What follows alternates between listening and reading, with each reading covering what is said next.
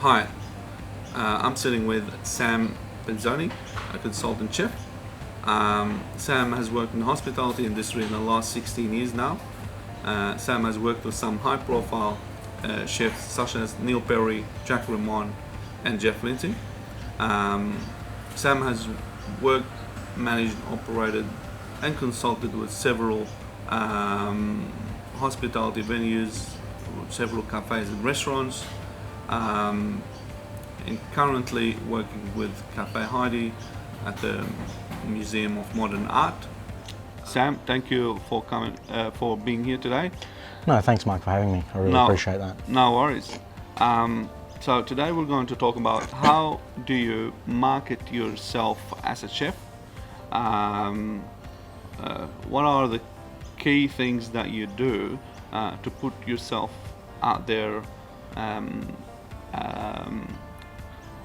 not just the business, because a lot of restaurants, they focus, if they do marketing, they focus so much on marketing the business, but then they forget to market themselves. So can we talk a little bit more about that? How do you market yourself as a chef? Well, to market, this day and age there's a lot of competition with heaps of celebrity chefs. The market is huge for food. So to market yourself as a chef is quite a hard thing. You gotta have confidence in yourself. If you need to be on social media. Social media is a big part of it, and you need to think outside the box. You can't always just be doing the same things day in and day out and expect people to notice you. You really need to push the limits, not be scared, and really put yourself out there. For instance, 21 years old when I started being my first head chef role, and a lot of people said to me, "Oh yeah, but you're so young, you're this, you're that." I always say, like, if someone's telling you can't do something, I'm going to go and do it. Might not be the right thing, but I'll go and do it. Especially if you want to market yourself and believe in yourself. The best way is to try, and sometimes you might fail, and sometimes you might succeed. But like I say, don't ever be scared to put yourself out there. Okay, so let's talk about how do you, what are the things that you do, or the strategies or the ways that you use to helps you to put yourself out there. I know you've been mentioned via like really major publications. You're also on social media. So how do you go about that? What's the key things that you do? Look, for me, it's about putting yourself out there. Don't be scared to contact the Age of Good Food. Don't be scared to contact Broadsheet. Don't be scared to contact those main publications, but also from those main publications you need to be able to take those and then attach them to your social media accounts and keep pushing it, because maybe the people that are reading the paper that day didn't see it. Maybe your followers didn't see that. So it's very important to keep the ball rolling as to what you're doing. Yes. Very, very important. So I believe, some of the key things that, or the strategies that chefs can do to put themselves out there is first learn how to market yourself internally with the platforms that you have access to. Like your phone. Yes, like your phone, your own social media platforms, your personal social media platforms.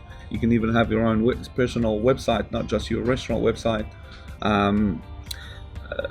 So now that you have the tools and you have a phone with a good camera, don't be shy to grab the phone and grab any opportunity at the restaurant or the cafe or the kitchen, or even you're buying produce, or you have your veggie kind of batch in the back. Any opportunity, make sure you get that on camera on a daily basis.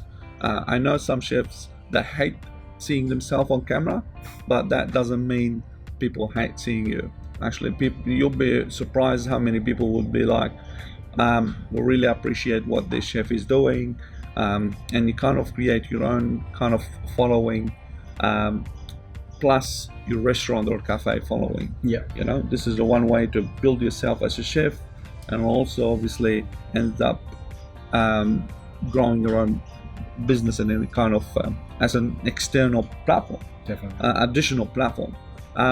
Okay, so we've discussed about that, things that you can do within your own control. Now, as a chef, how would you reach out to those publications? You said don't be afraid to reach out to the Good Food Guide or to any other publication. So what do you do? Do you just send them an email out of nowhere? How does that work? Look, the way that these guys work is that they want to know everything. They want to know what the news is in food. They want to know, you know, what's the latest that's going on. So if you've got something interesting, you've got something different, this is okay. I'm going to put that together. I'm going to take a few photos, and then I'm going to send it away by email. All the emails can be found on the internet. There's no one hiding. It's actually not a big process. It's just about whether you're interesting enough to write about. So think outside the box again when you're going to send away your application to these publications. Okay. Because they want to see something different, something new, but it has to be interesting as well. Yes. So it's got to be a story to it. So if you do send an email, and as a chef you might think, oh, this is interesting, and I've been a chef for the last 14 years now, and I've never gone a write up out of these publications, but I keep sending them stuff and they never write about us. Yeah. There is no personal vendetta against any chef or any restaurant. It's just about maybe whatever you're sending them, maybe it's not in their pipeline today. No, you know, definitely. It's about whatever they're writing that way. Yeah. You know, out of the 7 places that I've consulted for, you know, they've only written up only 4 of them. You know, it's just not a guarantee. Yes. It also depends who they're writing up that week. You know, maybe they put George Columbaris and Gary Megan in that week. Yes. What do they need to write about me for when they got those guys in there? Yes. It's not about lessening yourself or anything like that, but that's just the truth of things. Like, where you're in an industry that has become very, very overrun with celebrity chefs, and that sometimes is going to take priority over what you're doing. Yes. You know, so maybe send it again. Yeah. You don't have to just send it once and they ignored me and give up. Never give up. Yes. Just keep going. I think before I ever got my first write up in the Age, I probably sent it to them 4 or 5 times, and then eventually they were like, oh hey, there's someone doing something different. You know, and the more contact you have with them, the more you keep in touch, the more you up to date them on things, the more rapport, the more relationship you build with these people. So yes. That's and what then I would say. just don't. I know we're emotional. Everybody is emotional. Everybody has some kind of this emotional attachment to their business, attachment to themselves, attachment to whatever is being going on around them. But it's at the end of the day, it's not emotional. It's you're doing this for business. I know when you're passionate, and chefs usually super passionate, but that you also got to think in a way that how you can turn the table to your side. Yeah. And that way you learn you can be persistent, but not annoying. Yes. You know, there is persistence, and then there's obviously annoying people. Yes. You know, maybe. So how do you know being persistent and annoying? How do you identify between those two? Persistence and annoying. I would say, look, I don't know what's annoying to these guys. Maybe I was annoying to these guys. I've got no idea.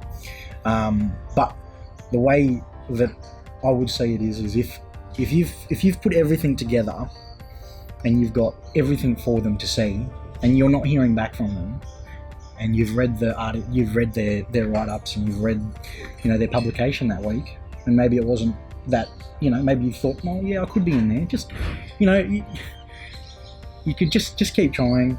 you know, and eventually, you know, try someone else. Try Broadsheet.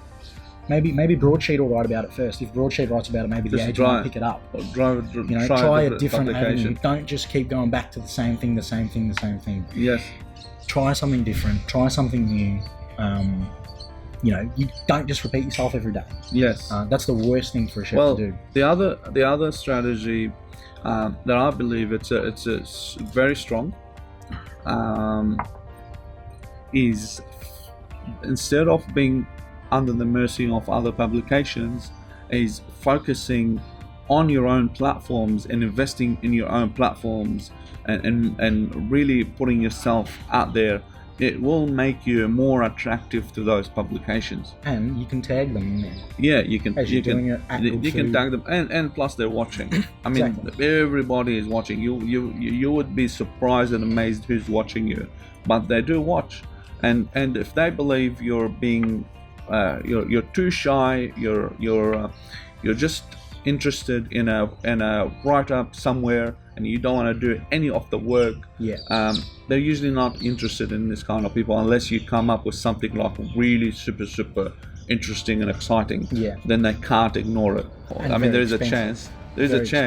And yes, but you know, so investing in your own platforms and really putting yourself out there, innovate within your own platforms, show them that you are interesting and exciting to your people. Yes. Right. Show them what kind of engagement that you get, and that way you become more likable.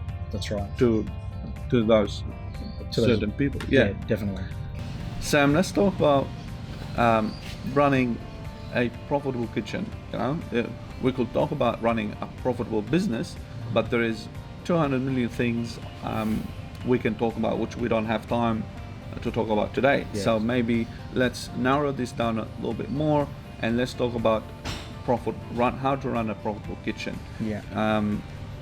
I know that you could run massive businesses, like doing really good numbers, but usually kitchens can suck the blood out of that business. So let's go a little bit more about that. Well, look, to run a successful kitchen, you need to have a team leader. You need to have a chef that works within his kitchen, and you need to have a chef that's quite book savvy as well. He needs to be seeing the numbers. The owners really shouldn't hide their numbers from their chefs. That's something that I've learned over the years. And the chefs also need to see those things to be able to do their cost of goods and make sure that everything's matching up at the end of the week, so that, you know, they're hitting their 28% or, you know, 30%, whatever it is that your business is, you know, wanting you to achieve. Most importantly, though, is the wages. Wages in a kitchen is the biggest killer. If your chef's good with his cost of goods, maybe his wages are crazy. Most kitchens these days, I think, fail because of their wages. Wages. Watch how many staff you have on. Knocking somebody off 1 hour, or knocking 2 or 3 people off 1 hour extra every day could be the difference in 32% and 30% or 28%. It really just depends on your whole business and how it's working at the moment. It's a hard one because the chef's always concentrating on the food, and you know, it's all about the food. Everything's always about the food. So how do you deliver quality without compromising? How do you do that? The chef should have the skill to be able to cook anything and put it on the plate, and it should be good. Not all the chef's ideas, when they come up with these ideas and they write them down, work well money-wise. They're great ideas. Test them out on the specials board first. See how it goes. See if it sells. Don't just start throwing things on the menu. You don't have to use the best of the best extra virgin olive oil. You know, you don't have to use the best of the best Wagyu. These are things that all end up costing a lot of money. So it depends on your business concept. Exactly. It depends on what you're doing. Sometimes you might be doing a cafe. Some people want to have burgers. Put a burger on. You know, people don't want to have a Wagyu steak in a cafe. It depends what you're doing at the time, and how much your budget is. Yes. It's very important for the owner too to say, okay, well, you've got $5,000 for the week, or you've got $10,000 for the week, whatever you can afford, and work together to make it work. And what makes sense to your concept and your brand. Exactly. Sorry to interrupt you there, but there is a good point that I want to bring out is what celebrity chefs do is not necessarily relevant to you. Celebrity chefs do things for different reasons other than your reasons. Yeah. They're doing things for their own kind of reasons that will make sense to what they're doing and who they are. Especially when they've got the massive following. Yes. Where when you come and see, oh, I saw this celebrity chef is doing this, and this, I'm gonna go and replicate that because most likely that's what brings them success or brings them business or brings them profit. But you know, sometimes there's certain things they do. If you do it, it will damage you more than it will actually be beneficial to you. So maybe let's talk a little bit more about that. Because you mentioned about certain foods, certain things that you can do and you shouldn't be doing. But some chefs will say, oh no, this celebrity chef is cooking this kind of meat in his restaurant, I'm going to do it in my restaurant. Yeah. And I'm going to charge this kind of money. Yeah. The reason why those chefs are able to charge that kind of money is because they've got the reputation.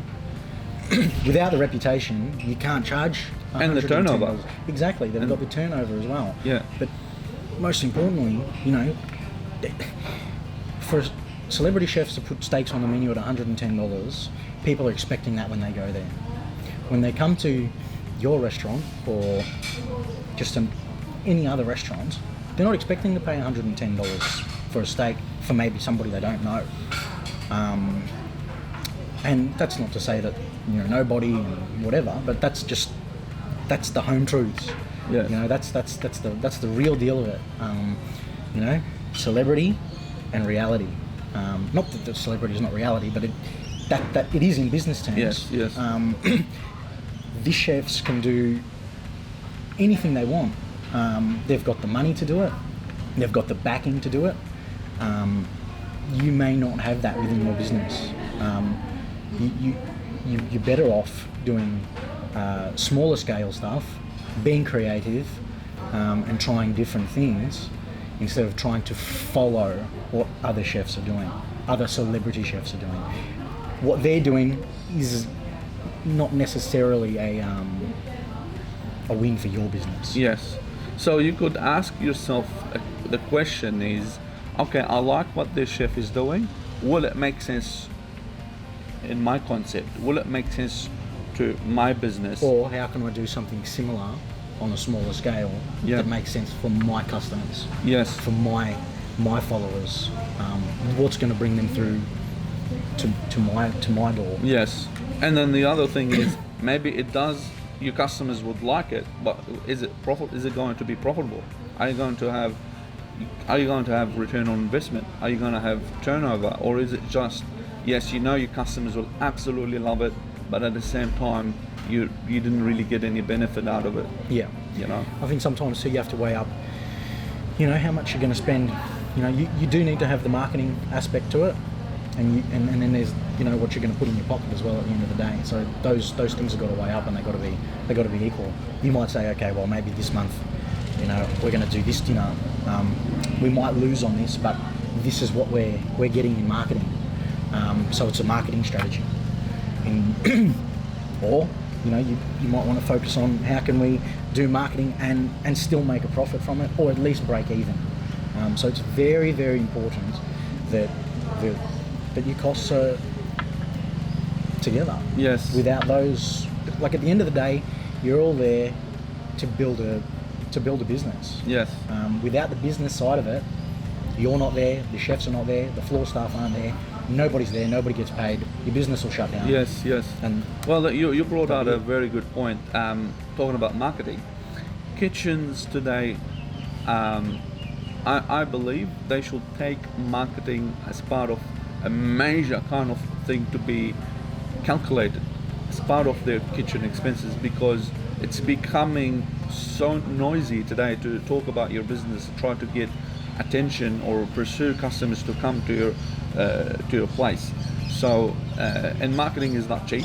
You know, if you want to do it properly, it's not going to be cheap. And to be honest, it doesn't matter what business we are in, if it's a cafe or restaurant or lawyer, it doesn't matter what kind of business you are in the marketing business. Definitely. If you're not marketing yourself, you're talking to yourself. That's right. Nobody's seeing you, you're not reaching anybody. No one's listening. And nobody is listening. So this is a major thing that I believe chefs should really look into it. Definitely. This day and age, that needs to happen. Like I was saying before, you need to be able to push your limits and what you can do and show people who you are. Whether that's, you know, growing your own herb gardens and showing people, you know, hey, look, we do this, like we do at Cafe Heide and at Dandelion. We grow our own herbs. It's something to post about.